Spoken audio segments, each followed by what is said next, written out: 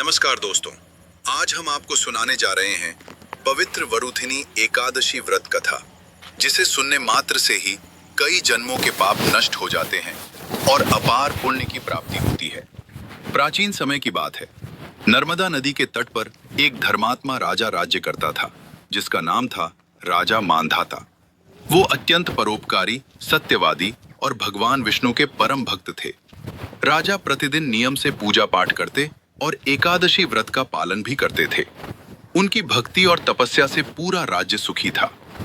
एक दिन की बात है, राजा जंगल में तपस्या कर रहे थे। तभी अचानक एक भयानक भालू रीछ वहां आ गया और राजा के पैर को पकड़ लिया। राजा ने बहुत कोशिश की खुद को छुड़ाने की, लेकिन भालू बहुत शक्तिशाली था। अंत में राजा ने भगवान विष्णु को याद किया और मन ही मन प्रार्थना करने लगे, हे प्रभु, अगर मेरी भक्ति सच्ची है तो मेरी रक्षा करें। राजा की सच्ची पुकार सुनकर भगवान विष्णु तुरंत प्रकट हुए और अपने सुदर्शन चक्र से उस भालू का वध कर दिया। लेकिन तब तक राजा का एक पैर बुरी तरह घायल हो चुका था। राजा बहुत दुखी हुए और भगवान से बोले, हे प्रभु, मैंने तो हमेशा धर्म का पालन किया, फिर मेरे साथ ऐसा क्यों हुआ?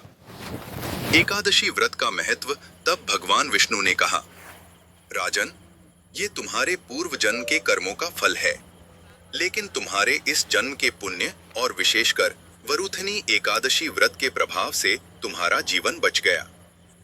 भगवान ने आगे कहा, यदि तुम पूरी श्रद्धा से इस व्रत का पालन करोगे तो तुम्हारे सभी कष्ट समाप्त हो जाएंगे और तुम्हें मोक्ष की प्राप्ति होगी। राजा ने भगवान के वचनों का पालन किया और पूरी श्रद्धा से वरुथिनी एकादशी का व्रत किया।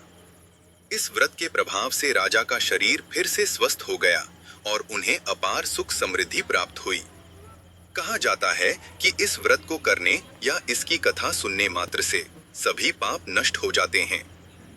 जीवन में सुख शांति आती है और अंत में मोक्ष की प्राप्ति होती है। तो दोस्तों, यह थी पवित्र वरुथिनी एकादशी व्रत कथा। अगर आपको यह कथा पसंद आई हो तो वीडियो को लाइक करें, चैनल को सब्सक्राइब करें और भगवान विष्णु का नाम कमेंट में जरूर लिखें। जय श्री हरि।